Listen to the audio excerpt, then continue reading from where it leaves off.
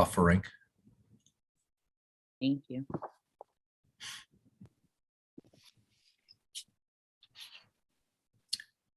And we are live. We're live. Okay, thank you. So let's call our meeting to order. This is a meeting of the Commissioners of Poolesville. It's December 20th, 2021, almost 2022. I can't believe it. And we'll start off our meeting with the Pledge of Allegiance. I guess at first I should say that all 5 commissioners are here in attendance, as well as our town manager, our town engineer, and I see our town attorney as well. Thank you. Martin, would you like to lead us in the pledge this evening? Sure.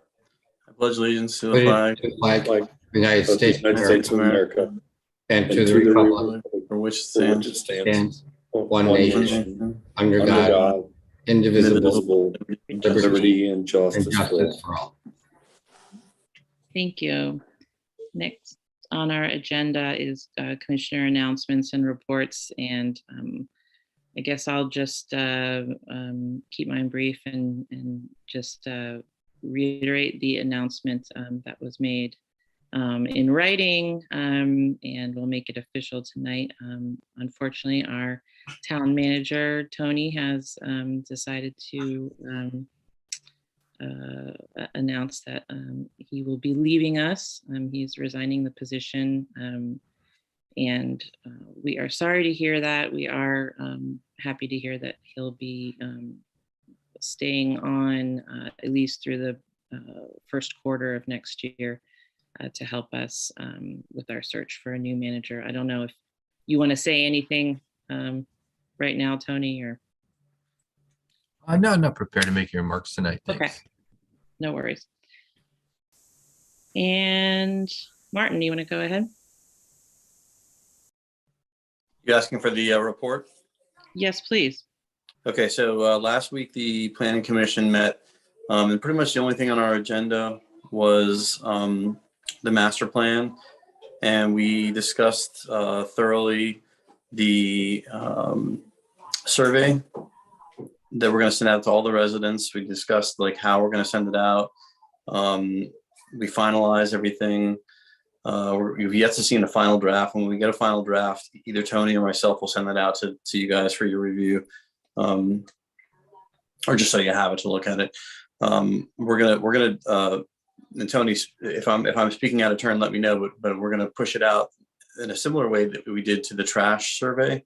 There's also talk about we're going to basically just hit it with a multi-tier sort of a marketing thing to try to get as many people to fill it out as possible.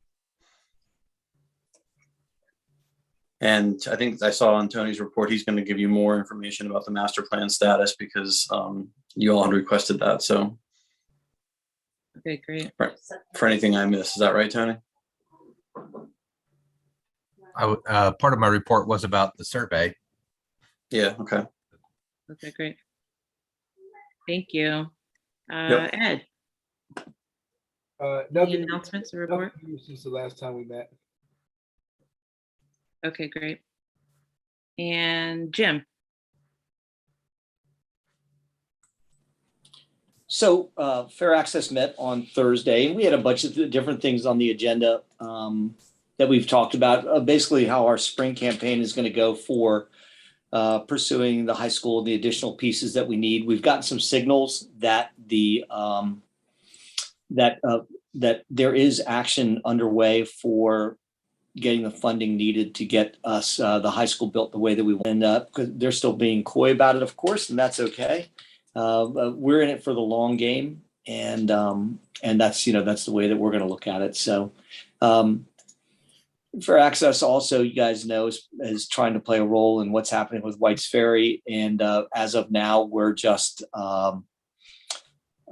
we did send out the group, Fair Access generated a letter that was to go out to all elected officials. And what we did was we just proposed solutions, right? We figured that someone has to advocate for the town and the region. And in absence of any other sign of anything else happening, even if stuff was happening, no, we didn't know and no one told us. we decided to put together a letter that just implored all the elected officials on both sides of the river to come up with a solution, because Poolesville is hurting. And it doesn't necessarily just mean because Bassett's announced they're closing. Bassett's is just one of the dominoes that we've seen coming our way for difficult times as a result of the ferry now being closed for an entire year with really no solution in sight. We did get a signal today from our council member that that there's potentially some hope. We didn't really get any details, but the fact is the letter went out, and I'll be glad to share it with anybody that wants it. That shows the solutions we're proposing. Basically, one was that the jurisdictions all contribute until the parties can reach a resolution. Another one is that Virginia establishes an easement that Maryland cooperates with in terms of some sort of toll or tax to help pay for it. Something that still, in the end, I'm sure will pass the costs on the consumer, but that does take out the two parties from having to negotiate, the two private parties from having to negotiate with each other. Again, fair access in cooperation with the town commissioners, as well as the Chamber of Commerce. We are the party that is most aggrieved by White's Ferry being closed, period. We are the party. And we just can't wait any longer to see what the political solution may or may not be. So we're hoping to drive the boat a little bit and speak for our residents and try to come up with some solutions that could, maybe they're not the solutions that get adopted, but maybe the ones that spur thought onto other solutions. We realize our elected officials have kicked around every single solution. We're not doubting that they've tried to come up with answers. But the big part of our pitch is Poolesville is being hurt by White's Ferry being closed. Bassett's is one of the most obvious and direct reasons why White's Ferry with White's Ferry being closed, why Bassett's is closed. Do we know that BB&T, even though Truist, has decided to close a bunch of branches, do we not know that they saw our volume and decided that that wasn't the right place for them to be? This is all part of the reason why we've got to make our steps. And I personally sold the houses of people that have moved because they had a commute that wasn't going to work without White's Ferry operational. So that's where we've been with fair access with it. Again, the school is always going to be front burner. White's Ferry is still a very big role in what we're doing. We all know the community center is definitely still in play. We're going to use all we can over the next few months to extract as many promises out of as many candidates as we can. We're definitely going to be hosting a candidate forum for all of the county executive candidates. There's 4 of them now. They've all been alerted that this is something we're going to be doing. They've all agreed that they'll participate. So, with any luck, fair access is going to be, and the Poolesville Town Commissioners are going to be driving the boat to help Poolesville be a better place over the next year while we have the chance to do it before this next election. Great, thank you. And Jeff. Well, mine is going to be brief because our December meeting was canceled, so we did not have a meeting of the Parks Board during December. Thanks. Okay, thank you. And I also just wanted to say thank you to the fire department for hosting Santa last night. I know that's a long time for Santa to be up on the truck and for everyone else to be involved for many hours. So appreciate it. Yeah, you're welcome. We had a fabulous time. Great response by the community. So a beautiful evening. Nice. Okay, and next we are on to approval of the minutes, and these are minutes from our closed session from December 6th, 2021. Does anyone have any changes or comments about the minutes, or would anyone like to make a motion to approve?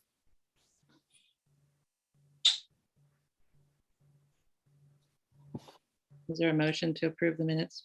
Oh, yeah, I read them. I Thank make a you, motion Jeff. to approve the minutes. Thank you, Jeff. And is there a second? I'll second Martin, it. thank you. All those in favor? Aye. Motion carries. Next, we're on to public comments. Tony, do we have anyone joining us this evening? We have one, Ms. Okay. Zucker Tiemann. I will admit her from the waiting room.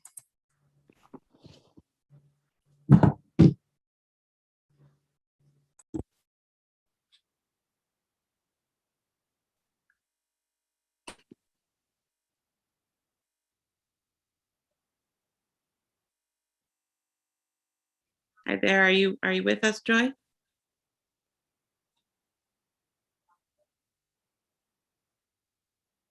There we go. Can you hear us, Joy?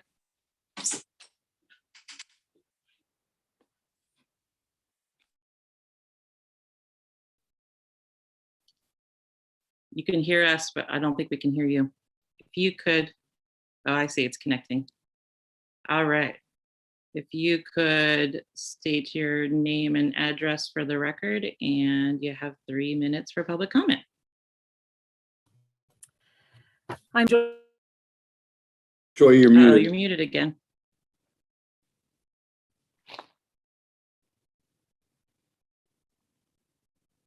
How's that?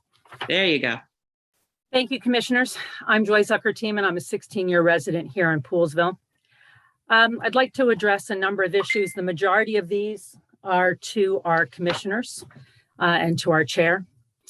I'd like to know, as president, Madam President, if you can please tell us what is your plan, especially now that we've lost our second town manager under your presidency. I have a number of questions. There are 8. Part 2 to that question, I'm sure you're aware that Bobby Evans, our town clerk for several decades, has notified the town that she plans to retire this June. Bobby also stepped in as our interim town manager, and immediately following Seth's departure, she has otherwise served as the only recourse of who we have in the lag time, potentially between Tony's departure in April and the onboarding of a new town manager.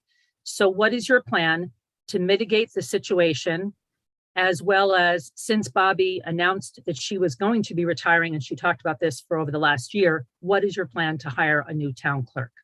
Number 3, what are you going to do differently to assure the community that we don't have yet another short-term situation when hiring a town manager? Number 4, it's been a year for all of us. And now that all 5 commissioners have had at least a year in office, I'd like to know what each of you would say are your big accomplishments for the year, for the past year. Number 5, Bassett's announced that they are closing their doors for good a week from Friday. They identified a 30% drop in revenue as a direct result of White's Ferry's closing. So Chairperson, it's my understanding that one of your recommendations, either when you were running for commissioner or once you became president, that you wanted to create an economic development committee. So I'd love to know who is serving on that committee and when is their next meeting. Number 6, since there remains a significant number of storefronts in town that are unoccupied, what are you doing to support businesses here in Poolesville? Number 7, staff morale was at an all-time low this time last year. What are you specifically doing, or what have you done in the last 12 months to address this issue? And number 8, and Tony, this is for you. Before I close, I want to say thank you to the time that you have been with us, although too short. We really do appreciate all that you've tried to accomplish and those commitments you have made to finishing certain things before your departure. To that end, I do have one question for you specifically, and that is there a cost of living increase for all staff included in the town budget FY23? And only because, because of our new town manager search, which has to begin again, I want to remind all of our commissioners of something I shared in my remarks at the March 1st meeting. I reminded all of you that we need leadership in both our next town manager and our board of commissioners who do not operate from a position of power, but a position of purpose. Leadership is about inspiring confidence, not threatening consequences. Leadership is teamwork. Leadership is action, not position. Thank you. Thank you very much. Hey, Joy. Thank you, Joy. Thank you, Joy. Are you able to send the questions that you have? I tried to write them down fast, but I don't write as fast. I'm a little under the weather right now. Better soon, Ed. Yes, of course, as always, I will forward those in just a few seconds. Thank you. Have a good evening. Thank you. Next, we are on to, well, we do not have any old business this evening. Next is new business. The first item is I&I bid acceptance, and I believe there are 3 projects with the recommendation to be awarded to Snyder, and I believe John is making that report. Thank you, Commissioners, for having me on tonight. The town has received bids for each project that was submitted, with the exception of the Wesmond 6-inch lateral to 6-inch main connections. The first bid was contract 00035. We had 2 bidders apply. These monies come out of the American Rescue Funds that the town has received in the first tranche, which is $1.9 million. And we recommend Snyder Environmental Services for the contract 0010035. That's Elgin Road infiltration repairs. And after the establishment of a contingency fee and also engineering and administration, that comes to $498,428. The next one, and I don't know if you want to do these one by one or you want to do them all at one time. My preference is one by one. Okay. I agree, one by one would work better for me. That's fine. Okay. The major difference between the 2 bids were the techniques and technologies that are going to be used in the process of excavation, and also the lining techniques for the laterals. Everything else was generally within the norms that we would see for mobilization and traffic control and items such as that. But the big difference was in the techniques that are going to be used. So we would recommend the project for the Elgin Road infiltration repairs. The Snyder Services bid was $439,480. And then we also recommend the establishment of a contingency fee. And that contingency fee is for things that come up that are unexpected. And that's for $43,948.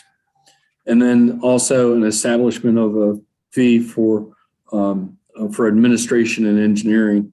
And there is some booking keeping that has to take place during this process, because it is monies that are being allocated by the federal government.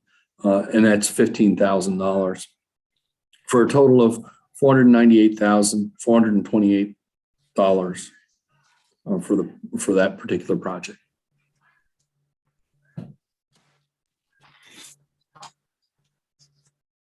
Hey, Mr. Strong, can I ask a question? Sure. Yeah, so I piped up and said one at a time, but maybe I shouldn't have. But the total amount, if I add up these 3 projects, is $897,186. That's correct. Is that still within the first tranche of the? Yeah, you have $1.9 million in your first tranche. And what the next intent is, I was going to ask you after you get done with this part, is to ask for permission to go ahead and put the other 2 projects that are outstanding that haven't gone yet out on the street, to get bid prices for those. And then also we do have some water line replacements that need to be done along Wooten Avenue and back in the townhouse sections. Those have been repeatedly breaking. So that area is basically from Wooten Avenue and Fisher through the Wesmond subdivision. That would a lot of our repair costs would go away if we make those changes. The actual construction costs of those projects would come out of the second tranche, but we have to do the engineering to do the design work. Okay, then, since we kind of agreed that we do these one by one, I'd like to make a motion that we approve Mr. Strong's recommendation on project 100.035. Is that okay, Mr. Strong? That's a J question. I did send out a motion. Okay. If you just read that whole thing, I'm assuming that's okay, but I'm not. Oh, I see. To award the project 100.035, Elgin Road infiltration repairs to Schneider Environmental Services in the amount of $439,480. Also establish a contingency fee of $43,948. Also establish a fee of $15,000 for administration and engineering, for a total amount of $498,428 to be allocated from the American Rescue Fund account. Thank you for reading all of that. You're welcome. And do we have a second? Yeah, I'll second that. I always like John's recommendations. Thank you. So we have a first and a second. All those in favor? Aye. Any opposed? Okay, motion carries. Thank you. It's going to be good to get. You wanna I'm go glad to we're the getting next some one, of John? these projects addressed with that money. Yes. Yeah. It's really important and long overdue. So good. It came at the right time. Yeah. The next project is a project 100.036. It's a line serving Fisher Avenue Pump Station and I&I and repairs. This project, again, we had two bidders for it. That was Humphrey and Sons and Snyder Environmental Services Incorporated. On this particular project, they came in with a price of $295,326, which was reasonable. And again, it's the technologies they're using to accomplish the project.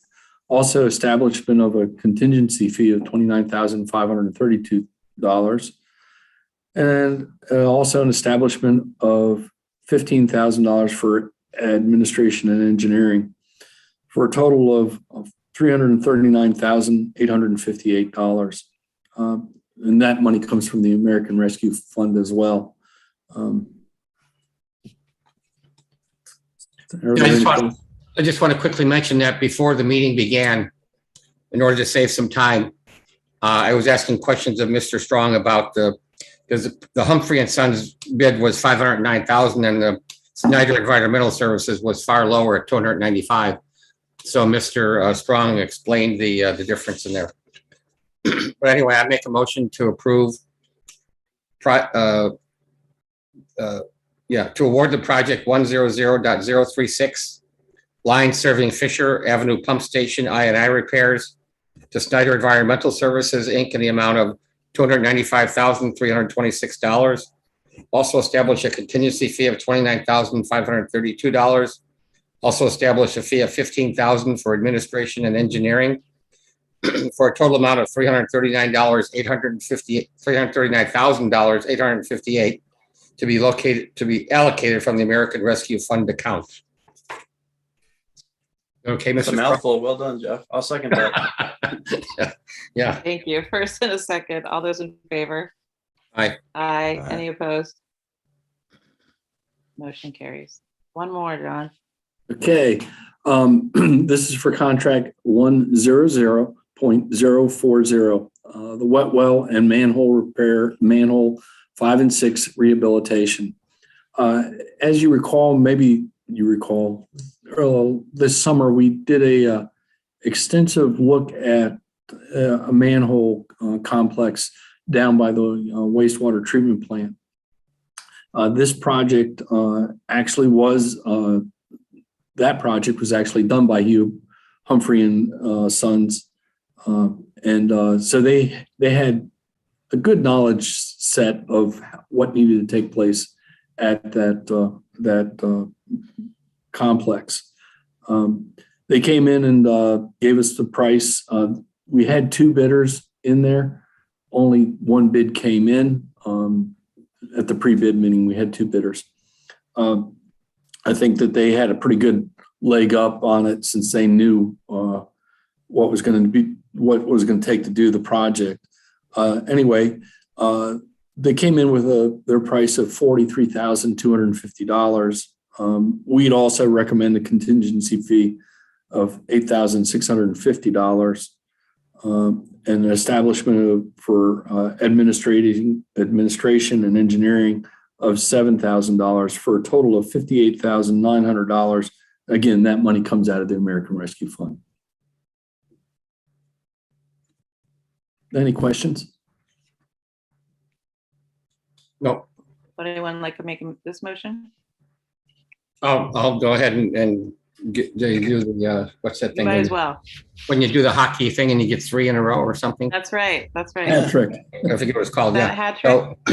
So, make a motion to award the project 100.040 wet well and manhole 5 and 6 rehabilitation to Humphrey and Sons, Inc. in the amount of $43,250.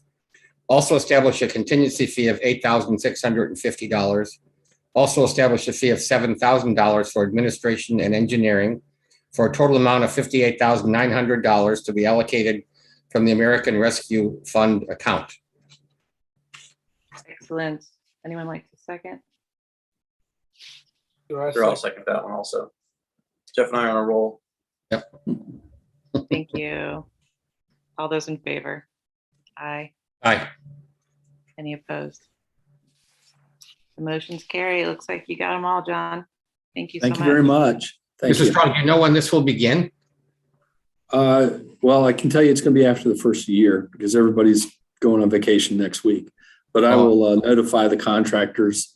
I'll notify the contractors of the notice of award tomorrow. Mhm. And then because they've got to get their bondings in place and things like that, and the contract book signed. So I would think it would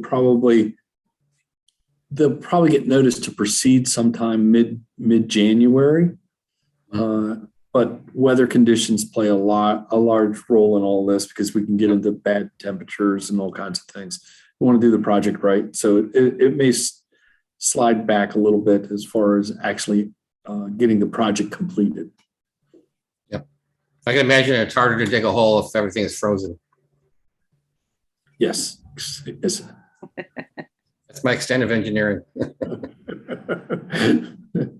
Good place to start. Yeah. All right. Well, thank you. You're welcome.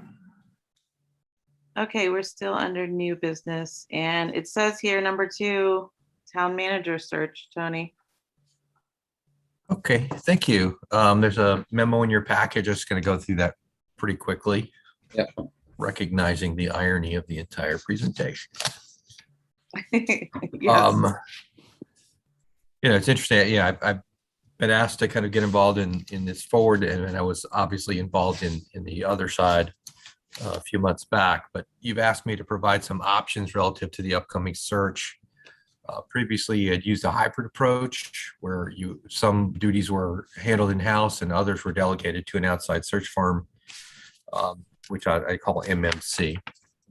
And then after final selection, you turned over the paperwork to MMC and they did reference checks and onboarding tasks and things like that.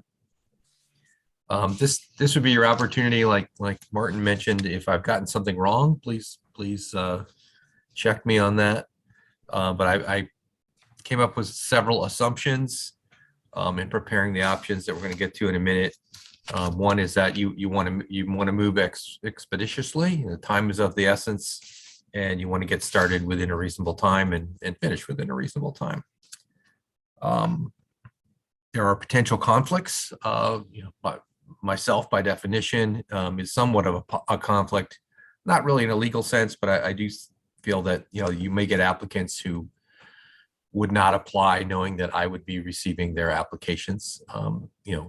A lot of Central Maryland, we know each other, and others that may apply that are expecting me to kind of give them a hand. Neither of which I would welcome. Additionally, I believe that there could be a conflict with your resident panel if you decide to have one. because there's a lot of personal connections among staff and members of the town. And we would probably want to avoid those. So it's a second potential conflict that I had identified. I also think that there should probably be an arm's length central figure between the applicants and the commission and the consultant if you hire one. And I had gone ahead and suggested potentially that the town attorney serve that, since he's at arm's length to the process, but he does know the town's operations. Those are just assumptions. They're not recommendations, but the things that occurred to me as I thought through the process. I did prepare 4 options for you, the first of which is utilize the previous process. It has the benefit of being familiar. It's obviously affordable. There's going to be a large number of schedules that need to align, which has turned out to be difficult on a number of other tasks. So I'm assuming it's going to be difficult on this as well. So that one took a little bit longer to get off the ground. And I can tell you as an applicant that it did take a substantial amount of time to conclude as well. So it may not match. Your time is of the essence. It's possible that you could use a similar process for option 2 with a few amendments, which would be assign some of the preliminary steps, specifically the advertising and ranking of the review to an outside consultant. You'd still get all the resumes if you wanted to review them all, but they would be kind of pre-screened. And that you also, you may want to broaden the search by adding additional websites. I noticed that Virginia Municipal League wasn't part of it last time, and that, that seems like an obvious add. It's very affordable.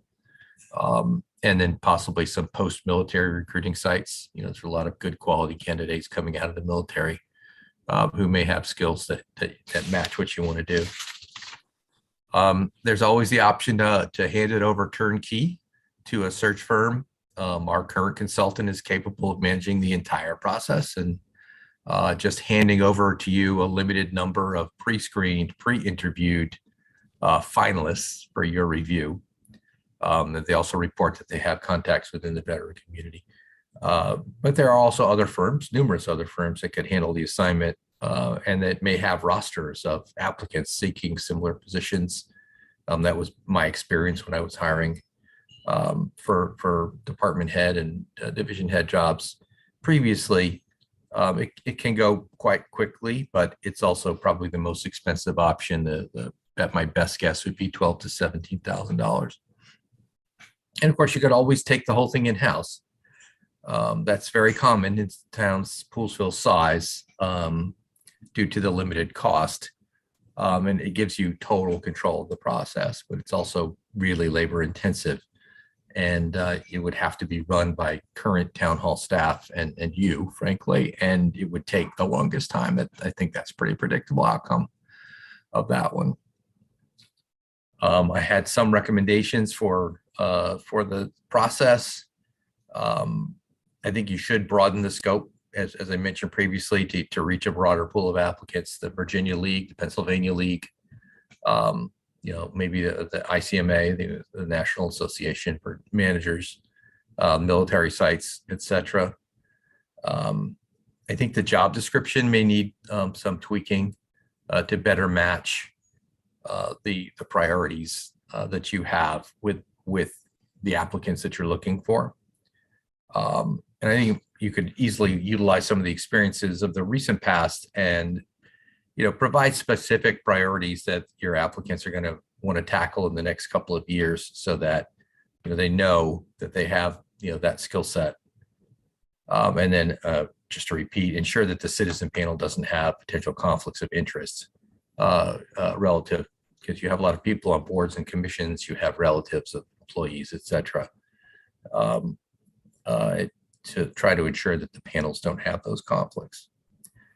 So with that, I'm gonna kick it off for any feedback. I don't know that you have to have a definitive answer tonight, but if there's a way to get going, that's it is December 20th, so it's probably not going to get off the ground in the next few days.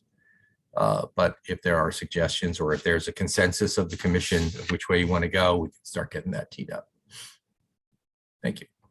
Yeah, it's definitely not going to get off the ground within the next couple of days, but it might be nice for us to at least come to an agreement on what route we want to take. Tony, that's great information. Thank you for that. It's nice to have that document to look at, concise options.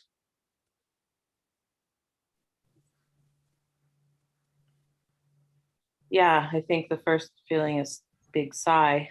Because it's an amazing memo, very, very thorough, which of course is part of why we're happy to have you on board in the first place. Is anyone feeling any thoughts leaning I have a question one for way Tony. or another? Can I ask a question, Carrie, for Tony? Yeah. You say match applicant skills to town priorities by formalizing the job description. Can you elaborate on it a little bit? Like you're obviously speaking from like you. Sure. Did you when you saw the job description, do you feel like it wasn't quite adequate, or? Well, for example, we are undertaking very large for town of Poolesville capital projects using the American Rescue Fund money, which are engineering projects, completely tied into a water and sewer system, which is the main service that Poolesville provides its residents. So, someone with a background, in engineering or in water and sewer systems, that might, I think that was mentioned in the previous, but you might want to lead with something like that, since for the next couple of years, it's going to be a really big deal. Yeah. So one example, and I imagine there are others. We're looking for someone who is, social media savvy, somebody that would be willing to or is able to lead the initiative to update the website and the entire social media program. I think that I believe that that's a fairly high priority. So, just burying it, somewhere in the job description as opposed to, highlighting it in the job description, I think would benefit because, if you took those two things that I just said, that's a pretty unusual combination. Yeah. To find that candidate, you have to look for them. And keep in mind, I think we've all agreed that we need to hire an assistant town manager as well. Right. So even if, candidate A didn't exactly have the experience, but we liked every other thing about him or her, we could always look for somebody, assistant town manager of the strengths and water. That's a really handy card to have in your pocket. Yeah. Would you be willing, I know you've got a lot on your plate, but would you be willing to take our previous job description and sort of mark it up a little and just add what you were talking about and, add the emphasis where you think it needs to be added? Yeah, I think I can. I don't remember it being a formal job description. It was more of an ad. But yeah, we can work on that, or we can have MMC do it as well. I know I can certainly mark one up. Yeah, I know whoever does it, but I know we put together, Jay, am I right? Didn't you put together one last time? Didn't we work through you with that? We started with me and I reviewed one and it was sent to Wade. Wade put it all together and I think worked it through the citizen committee. The citizen committee really worked out well. They were the workhorse. They had a lot of professionals that did this. And out of the entire process, they were the quickest ones to do their work. So they had some recommendations also that you may want to pull out. It wasn't about candidates, but it was about further processes that they thought that you might institute when hiring. And we didn't do a lot of that. We kind of shortcutted that as well. So. Okay, how do we get see that information again? I don't know that I still have all that information. I mean, we'll find it. I mean, it's okay. Sure emailed or we'll talk to. Yes, I'd like to see that and just sort of review it and just to give myself some ideas. Now, as far as what direction we want to take, do you guys want to discuss that now? Well, this is Jeff. I honestly felt that the process that we had previously, yes, it did feel stretched out, but it seemed to work. I mean, we got the best guy there was, right? I mean, things didn't work out in the end, but that I don't think that was the fault of the process. It felt to me like we had citizen input and yeah, we got quite a number of qualified candidates and whatnot. And it just seems to me like what we did last time did work. So Yeah, I do think we had a slightly stronger, maybe more than slightly stronger pool of candidates for the last round than for the previous round. So yeah, I guess I tend to agree with you that as much as I hate, it's so much work, but like it did seem like the process was efficient and worked well. And I very much like Tony's suggestion to add people with military backgrounds and go onto various military hiring job sites and whatnot, because I think that type of leadership skill is pretty much ingrained in folks that come out of the military. So I very much like that concept of including military folks in the scope of the pool of applicants. But yeah, of course. And I think previously we were advertising, and I don't know if it was for the last one or the one before that, but we definitely advertised in military publications. But, I think it needs to be put out there to as many people as we can get it in front of, I'd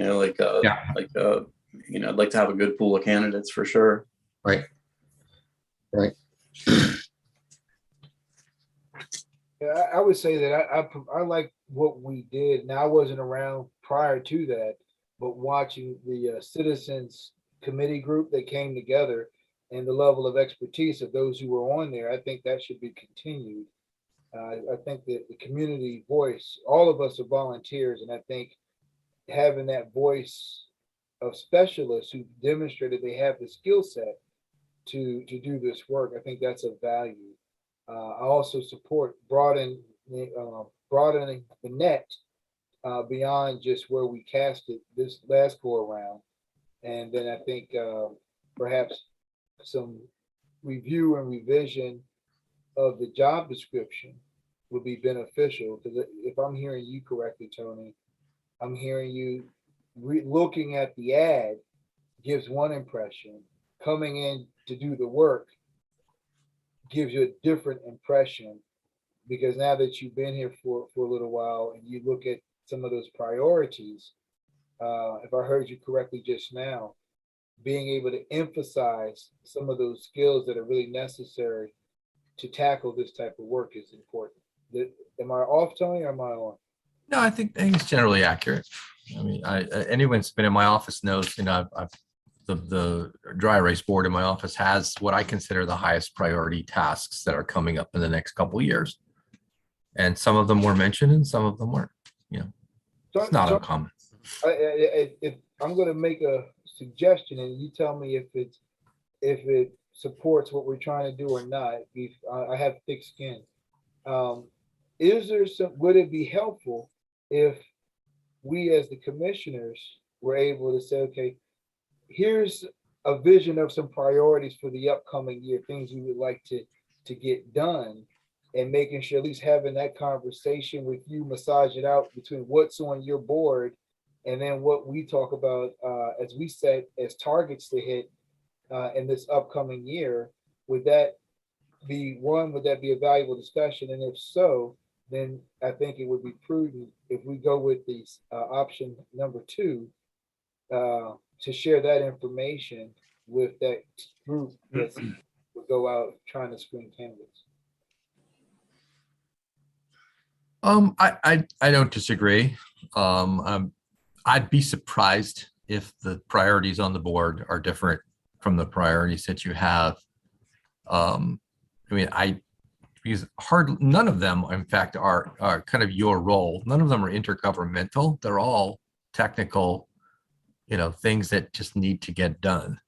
I've mentioned the accounting system many times, the website, their personnel manual, and those types of things, the trash contracts coming up, which we should be able to get advertised, but probably the responses will be somebody else. Those are all pretty obvious. And if there's something else,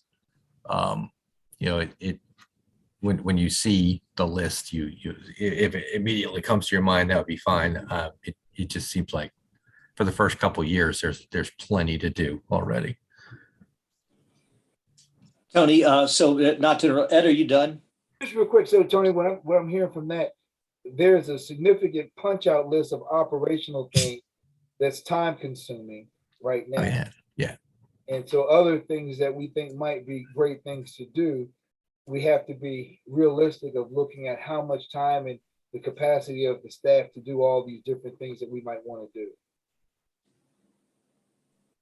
Yeah, and add that to Martin's point, you know, there's also this assistant position that's been open, and the person will need to hire that, which was actually, I think, a little bit of a surprise that the position existed when I showed up. So that might, but you know, I'm working from memory here 6 months later, so maybe it was mentioned, maybe it wasn't, but you know, separating those duties and assigning some of them, you know, to another person is going to be really handy as well. That way, if someone had technical skills but not web skills, you know that you've got another person coming on board, and that job description can be amended to match that skill set. Is the option number 2 that you've outlined basically following the procedure that we followed last time, but kind of adding our consultant to sort of provide that liaison role? Or am I making up a whole nother option? It's really amendment to option 1, and they would not be the liaison. There would be I'm recommending a central liaison, but which is up to you. They would just be handling revising the job description and then advertising it, and then they would get however many resumes. I would, I don't know how many you got before, but I think you'd expect between 25 and 50. And instead of just handing you a pile of resumes, they would do the preliminary ranking and scoring.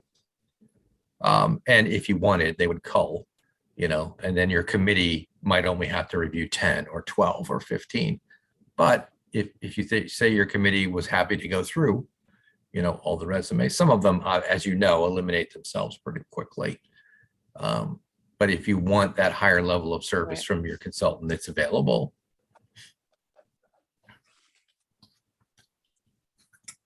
you guys, I did have a couple questions. Ed was the one I was interrupting last time. So Ed, are you satisfied? Yeah. Hey, thanks, Tony. I'm good to go. Thanks, Jen. Yeah. First of all, I want to make sure, I don't think we've ever approved hiring another person or creating another position inside that office. So I think the plan was that we would hire a town manager, and then we would re-examine what Bobby's position is, including, Bobby's timeline, which has not been clearly defined, and her idea of how long she's staying in her job or whether she's leaving or going or anything like that. None of that has been established. So I think that yeah, I think so it should have come as a surprise to you that we were going to hire somebody else, because I don't think we ever decided that. Well, it's in the budget. Yeah, and that's fine. And that can be there, but those roles haven't been defined yet. And I think it's critical how we define them as time goes on. So, but knowing full well that you're not going to be in the mix, Tony, and I do appreciate, your candor. Feedback from Tony. So with all due respect, Tony, you've been in the job for how long now? It's August. Yeah. So and you got prepped a little bit before. So I know you kind of have a good idea of what we're doing. And I actually expect and hope that you'll give us a really good, if you disagree with how the job was actually presented in terms of what was required of you, or you have a better opinion of that, if you could put that in writing, we really need it, because I think that that's going to be something that we have to pay attention to. We all know you're a good man. We all know we want you to stay.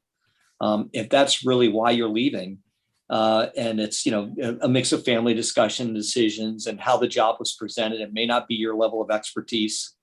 Those are things that you talked about. I'd like to know, so that at least from the job perspective, we can present it to the next candidate the right way and make sure we don't misrepresent something. And I know specifically you talked about your expertise level with water and sewer.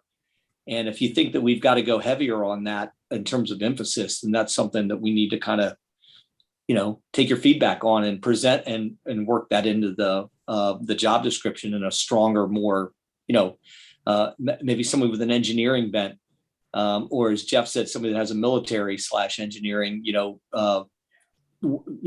discipline. So I'd like to hear that from you. And I, first of all, I really appreciate the template you've given us.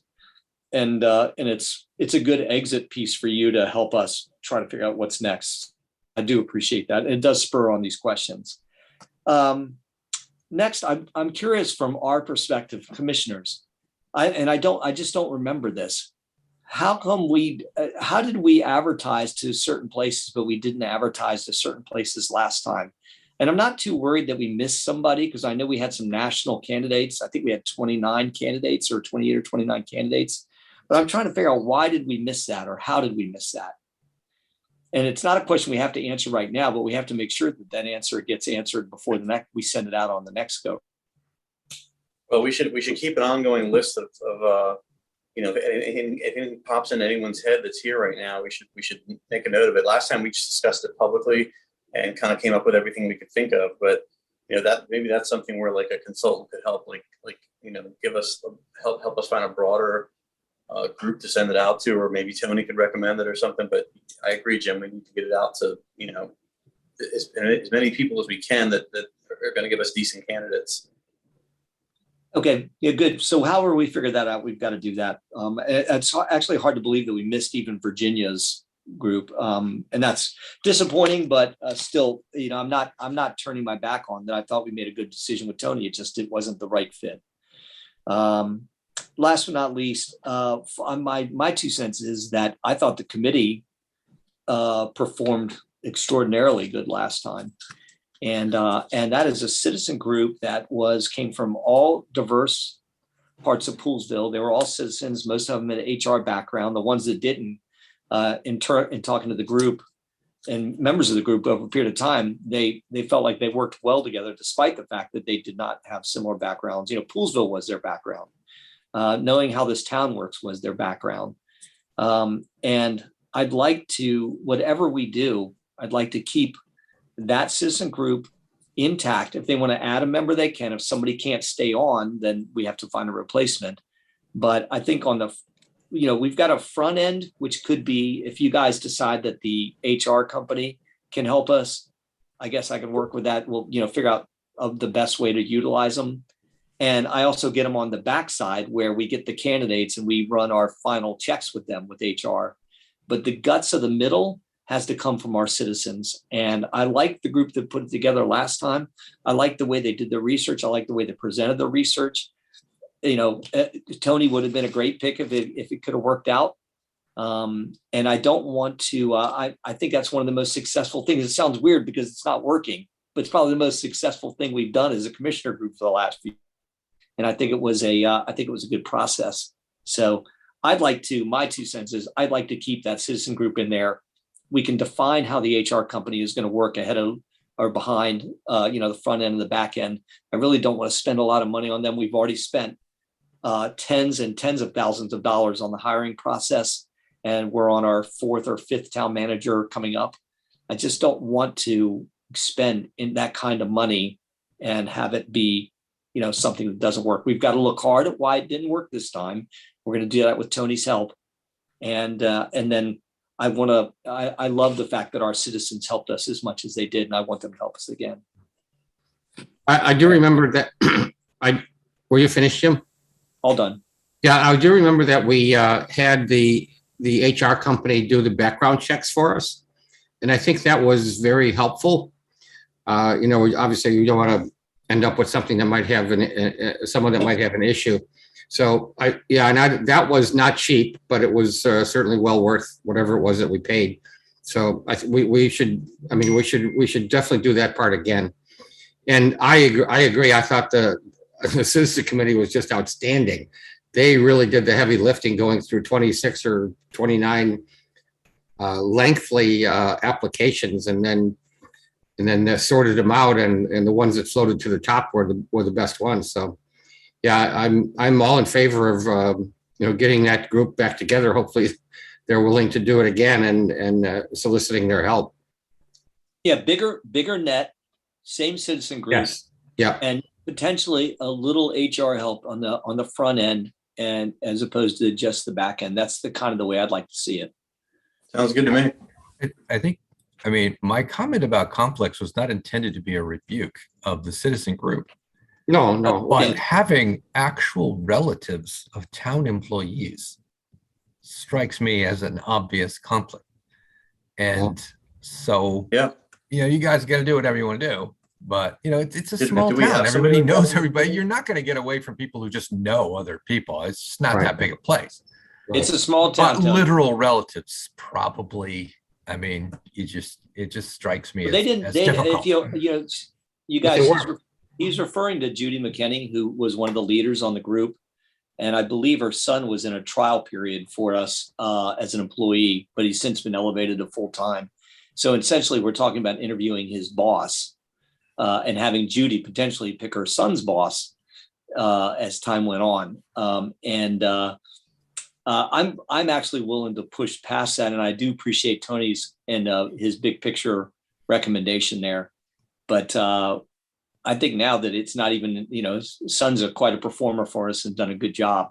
So I don't think that's going to be as much of a issue as it. I mean, I'll defer to the commissioners on that, but I think as long as we acknowledge that conflict up front, then that's something that we have to decide if we're going to deal with or not. I tend to agree with Tony on this. I mean, Tony's got years of experience hiring people and everything, so I tend to go with his recommendation on that. This is personally. 5,500 people, and she's one of our leading personnel people. She knows her stuff. I just ask that the commissioners consider it. Yeah, I would say just if you just have full disclosure on Yeah. and then we look at the skill sets, you look at the pros and cons.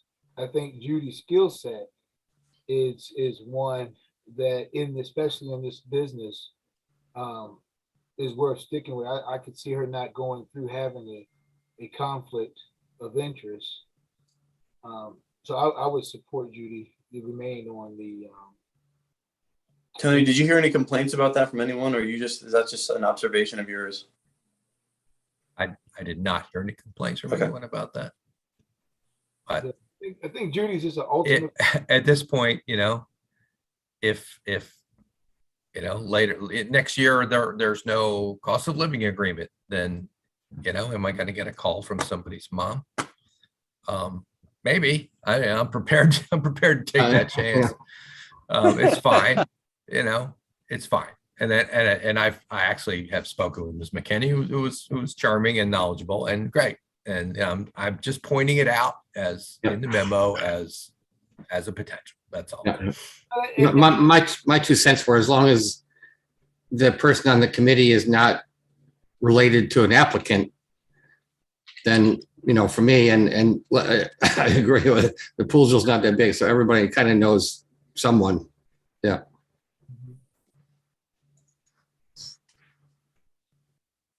But I want to amend Jim's, Jim had iterated several points, and I hope someone wrote them down. I got them. I'll put them up. I'll follow up in writing. Oh, yeah, thank you. So it does feel to me like one of the first things we need to do is get that job description in order. I mean, I say in order. I mean, updated to reflect the priorities that Tony is pointing out may have been absent in the previous job description. It sounds to me if that can be handled in-house, then I'm not sure that we see a need to upgrade the previous process. That MMC would retain the role that they had before, because advertising with VML. I mean, they have a cooperation agreement with MML, so it's free, and you just put an ad. It's not that big a deal. The military thing, I'm not really sure about. They probably would be better qualified to do that. But again, that's a small, really a de minimis amendment to what their work to get that put on whatever those Tony, websites happen to be. I do have a question, and this question is leading towards another question. So it might seem off topic at first, but are you I got the sense from you that you thought you needed more staff in town hall, like i.e. an assistant manager, like that we seem to be a little short staffed there. Am I correct in that assumption? Yes. Okay. Now, the follow-up question is, based on the fact, like, assume that we all agree at some point that we are going to hire an assistant town manager, which I think would be absolutely foolish not to, because if something happens to the current town manager, you have to have redundancy. You have to have someone that knows where things are and how to get things done in their absence. Should they get sick? Should they just up and quit? Should they, something unfortunate happen, whatever. But should that be a factor if we are going to hire an assistant town manager and how we write the job description? Like, in other words, should we sort it out? Like, we want the town manager to do, A, B, C, and D, and the assistant to do E and F, or should we just hire a town manager and then figure that out, the rest out later? You follow me? I do. And I think it's the second thing. I think you need, high level, someone to oversee, but then let that person craft what that next position is going to be. Okay. How about that we just merely, since Tony says it kind of took him by surprise, that we say in the search that there's that the town will be redefining the some of our administrative positions, including potentially creating a town manager assistant or something of that nature that will that the town manager will be expected to work with and share duties and then, incorporate new processes so that actually more can get accomplished versus just, like a relief person. And that's probably an important thing to put in a job description, Jim, because I have a feeling somebody might look at, an accurate job description and say, well, gosh, that's a lot of work for one person. Yeah. Right. Well, I think the expectation should be that in the next job that person, we need to let that person know that likely they will be hiring and training someone. Yeah. That Agreed. will be that will play a key administrative role within the town. Okay.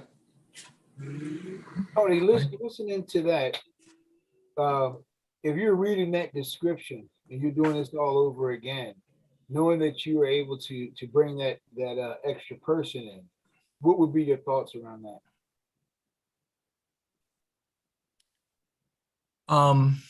Well, my thoughts about bringing in the person or what they would do, or Well, no, in terms of where we're talking about when we make the announcement, and then we have included that what Jim and Martin were just saying about an assistant town manager. mm-hmm. And so including that, finding a way to include that language, so one that's looking at the is not overwhelmed thinking they have to do everything by themselves. I mean, that would be a key determinant for, you'll get better applicants. You'll get more applicants knowing that is available. I mean, again, to emphasize, I came on board and went through the budget and said, man, there's a lot of money in the administration budget. Oh, that's for another position. It is. And so, it sounds like you got approved kind of conceptually without having a job description attached to it. Right. So I've actually roughed out a job description for the assistant town manager, and effectively it's, you're going to come in and do, a lot of the mid-range management things that are going to teach you how to be a town manager, because you're not going to get a seasoned town manager for that job at the salary level that it is for a town the size of Poolesville. But, Poolesville is going to be the kind of town that is a stepping stone on some really good careers. That the time of, people staying 20, 25 years are likely done. And this will be a good post. So that job description, which I've been working on for a while, and can probably, share that one with you too. When we see the other one, is quite different. It's, get out in the community, be staff liaison to some of these commissions, get some projects done. You have time to learn what a water and sewer system is, as opposed to having to manage people that are running one, those types of things. And, that's, it's going to be, when you finally get all the pieces in place, I think it's going to work well. It's so incredibly important, not to be redundant and reiterate what I already said, but, people leave in a hurry sometimes for whatever reason, and we need to have like people waiting in the wings that can come in and like run the show. We can't, rely on Bobby forever. As great as she's been in our transition. So I think that's a very important piece. And I think that we all agreed to the concept of it, which is why Wade put it in the budget, several months ago, whenever he was writing the budget anyway. But yeah, that's a conversation for another day. It sounds like we're all kind of on the same page with that. So what are our next steps for this? Like I propose we get the amendments to the job description from you, Tony, and then do we contact an HR person to try to figure out who to cast this out to, or do we do that part ourselves? I mean, I agree with Jim and with Jeff about the HR person could do some stuff up front, then we do the bulk of the middle stuff, and then the HR person can do the background checks, which is very important, obviously. But I'm just trying to get us to that first step, because I think that we're all thinking Christmas, and but time is of the essence. This 3 months is going to go by quickly.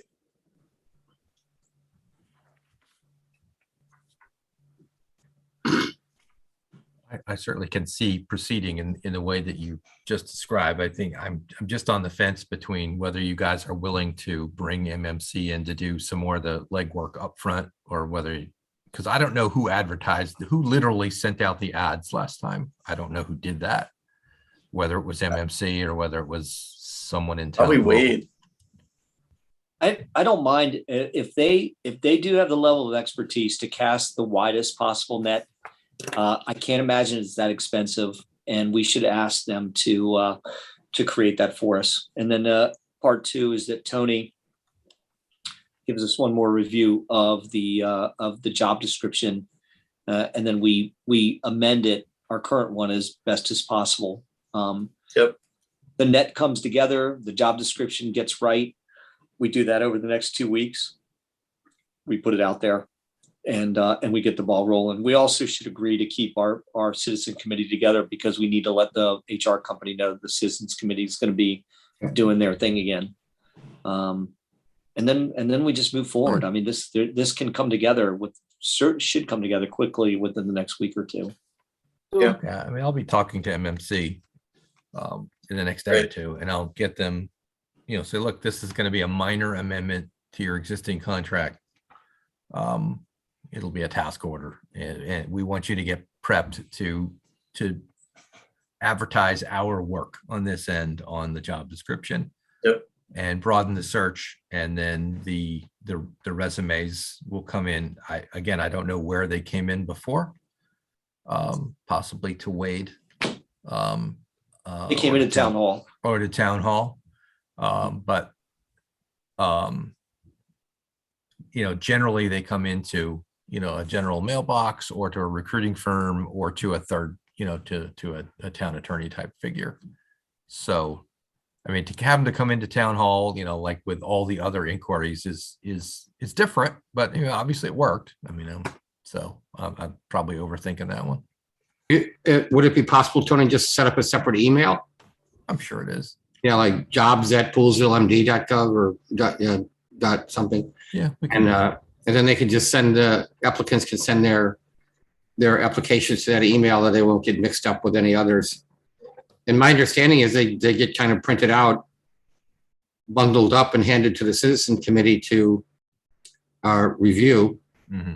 And then the citizens committee recommends the top three, and the commissioners kind of agree or disagree on the top three, and then do the interviews with the top three.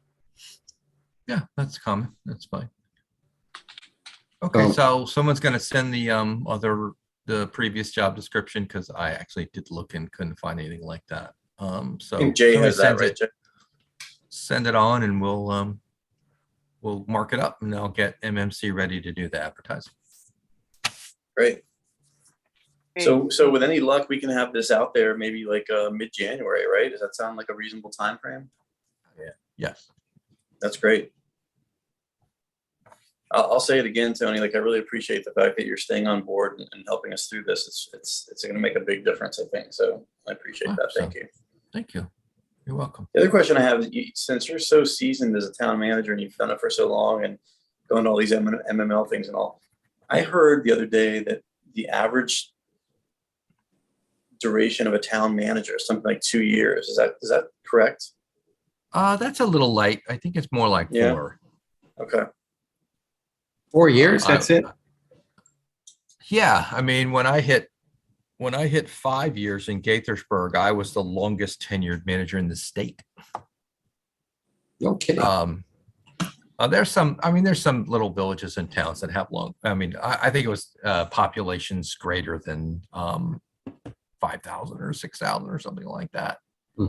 But, the long termers, the Wades, Dave Deutsch, Mike McLaughlin, they all retired, in the mid, like 2005 to 2010. And the job has just changed since that time. And, there's lots of towns that have had lots of managers. And I got a call from, the new interim manager of Garrett Park the other day. And, they're looking for somebody else, as it's just the way the business is. Yeah, that's too bad. Too bad for us. Yeah. But Well, that's another reason why I said, Poolesville, it's my situation aside, it's an excellent opportunity for a manager that needs a little bit of seasoning. But, 3 or 4 years in, if for no other reason, then there's a lot more money to be made, in the bigger towns. You expect someone that's really good and talented is going to start looking for those opportunities. And I think that's a mindset that Poolesville has to get their arms around. And that's where the assistant job really comes in as really important too. do you think our pay scale that we advertised was reasonable? For a town of this size, yes, absolutely. Good. So we'll get started. So are we set in motion for our next few steps? I think so. Seems like it, yeah. Those are easy steps. So yeah, I think so. Who's going to contact the citizen committee and see if they're still willing to participate?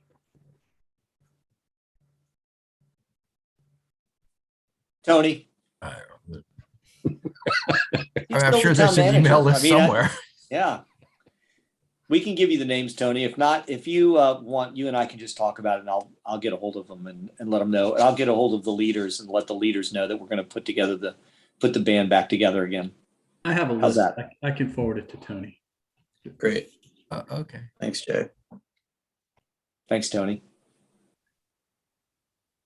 Thanks, Tony. Do you want to Sure. continue on with your report? Yeah, just find that.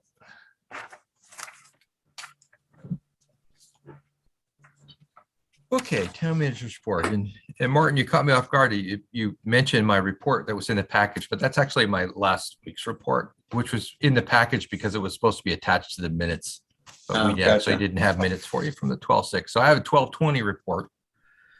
At your next meeting on January 3rd, you'll get the presentation on the results of the trash survey. But you're also scheduled to consider extension, modification, or cancellation of the current town employee COVID vaccine policy. If you recall, and you probably don't, it has language in it that says on the first meeting of 2022, we will revisit the plan in the context of COVID-19 case statistics within Montgomery County, which at the moment is a little harder to pin down, unfortunately, than we would hope. And more on that later, but those two things will be on your January 3rd town commissioner's agenda, obviously, plus whatever you guys put on there. Martin also mentioned the master plan survey. The planning commission did approve the survey document, and as you mentioned, I haven't seen the final, but the final few edits were very minimal. What they would like to do, and if I'm reading it correctly, Martin was there on the Zoom call, they would like to use kind of the same promotional things that we did with the trash survey, but if it doesn't kind of start jumping immediately, they'd like to do a direct mail piece, a postcard. That will cost a little bit of money, not huge amounts, in the hundreds of dollars.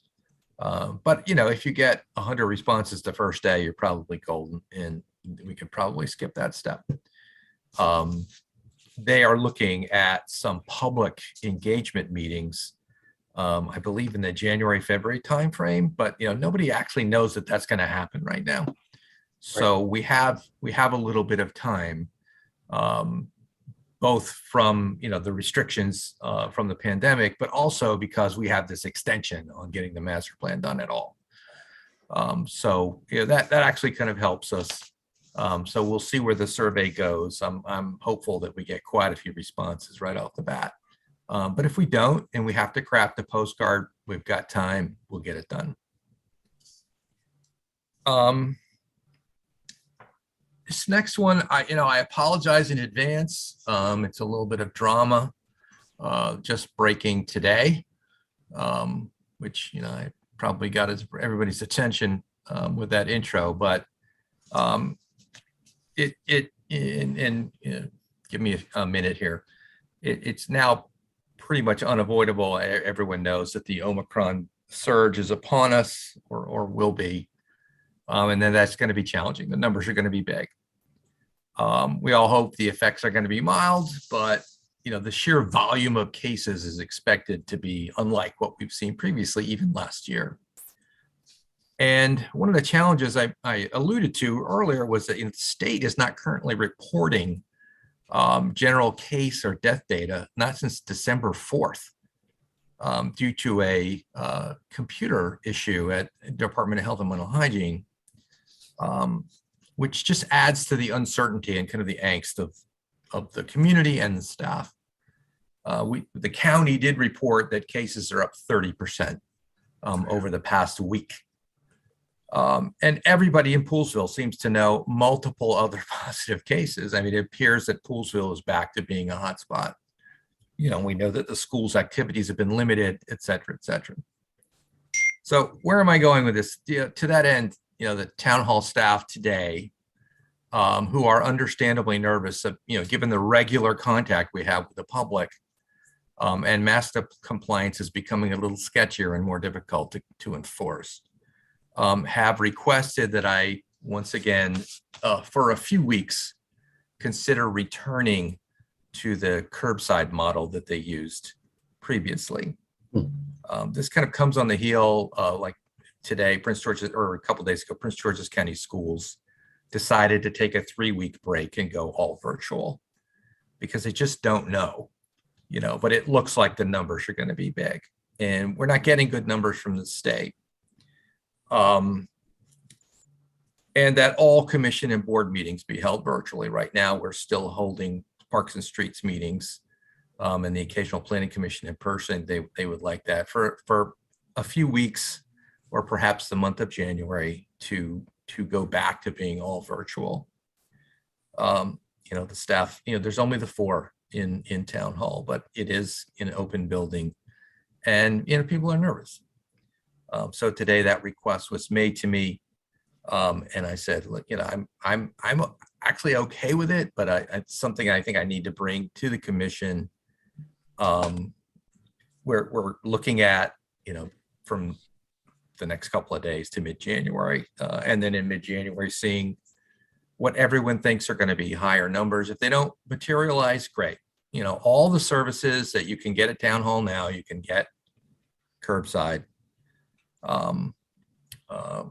So I'm passing along this request of the staff, and unless someone has tremendous heartburn over it, I'm thinking of doing it. Hey, Yeah, Tony, if that's your recommendation, Tony, then I'm good with it. Tony, I support your recommendation. I definitely want to support the staff. I don't think staff should have to worry about their safety. And I know, as I, for one, I'm on lockdown here with COVID, and so I understand, and I would support the staff wanting to have that extra layer of protection. Like I said, I would normally have to kind of send something ahead, but It's okay. but it was just today's. Well, why don't we, until January 14th, we're actually only open about half of those days. There's weekends, there's holidays. It seems fairly minimal, but when we get back into the numbers, and almost all the cases appear to be breakthrough cases. So you can no longer look in the mirror and say, yeah, we're probably okay. with the vaccinations and the boosters, but that's where I'm sorry, Jim, I interrupted you. I know I probably interrupted you. Why don't we all just agree to shut down town hall again through the end of January to be revisited on our meeting on the 17th of January. It's pretty easy. That's fair. Thank you for that. Is that okay? That you just need I a just need some consensus. head We don't need to nods. vote. Yes, I agree. It's good with me. Okay. And then Tony, are you taking any extra steps to try to obviously we don't have a huge staff and the people that are out in the field and stuff and like at the treatment plant. It sounds like this is going to be a huge all-encompassing wave of virus. And I worry that what if like we have 3 or 4 people out in the same department? Are we being pretty good about masks and stuff? In my opinion, we are. And by the way, Good. it would be all town buildings or both town buildings would basically be shut down for visitors. But the water plant and, often it's as simple as just standing in the parking lot and talking to your vendor or something like that. Yeah. So it's not too bad. And we can do the same thing at town hall as well. But yeah, to the extent that, 17 people can cover, we're as prepared as we can be. When it's, people come in from the parking lot and they're not wearing a mask and we remind them, oh, I'm just going to be here a minute. Or they'll just throw the check on the counter and kind of scurry off. And apparently with Omicron, it's not good enough to just hold your breath in the elevator anymore. It's a matter of, a few seconds. And so, that's where we're just trying to, given the very limited amount of information about this, we're just trying to take abundance of caution. So I appreciate your support. Yeah. And then town hall hours, town hall is scheduled to be closed the 23rd and the 24th. The holiday schedule was put out before I got here. So the 23rd was a little bit of a surprise, but it was communicated to the employees, so I'm not inclined to override it. And then the 31st, obviously, since the 1st is a Saturday. And other than that, since it's the last meeting of the year, happy holidays to everybody, and we'll pick it up in the new year. Thank you, Tony. Thanks, Tony. Same to you. Tony, I just have one quick question. Do we have any update on the bike racks? All the bike racks are in except for 2. Oh, I talked to Preston about that last week, I think. All the bike racks are in except for 2. I will mention that they don't get a lot of use, but I get even when it was warm. So maybe some sort of communication or demonstration or something. I don't know, but they don't get a huge amount of use. The one at town hall, for example, other than your bike, I've never seen anyone put a bike in it. So it's a little unusual. are there ones on the commons or at town hall yet?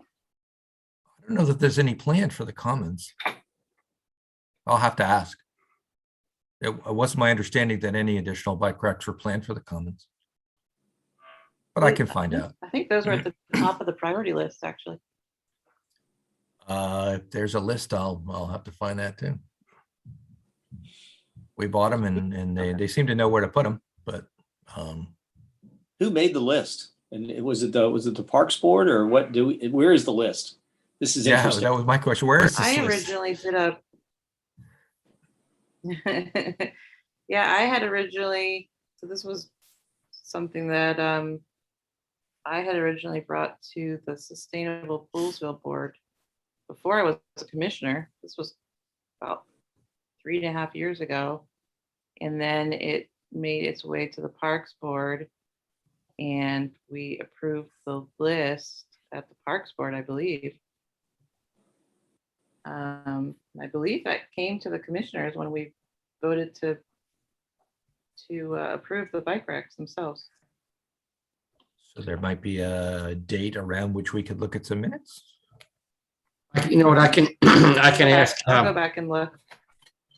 I can ask the Parks Board to send us the list. I personally don't remember seeing a list, but maybe there is one.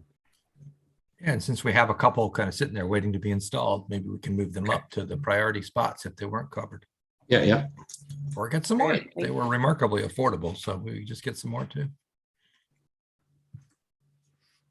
They look great. Thank you. They do look good. Okay, so I think we've covered everything. And now pursuant to section 3-305B7, we will be adjourning this open session and moving into closed session for the purpose of consulting with our counsel to obtain legal advice on 3 topics. 1, legal issues surrounding declaring certain town property as surplus. 2, potential litigation and legal advice related to recent sewage backup. And 3, advice for compliance with Open Meetings Act. Would anyone like to make a motion per this section and topics that I just outlined? So moved. Thank you. Can I have a second? Second by So Jeff. Jeff is my second. Thank you. All in favor? Aye. Aye. Any opposed? Okay, so Thank you. there's a Motion separate, carries and we are adjourning into closed session. See you guys in a few. And we have a separate link for separate that. link. Thank you. Yes. Yeah, different link.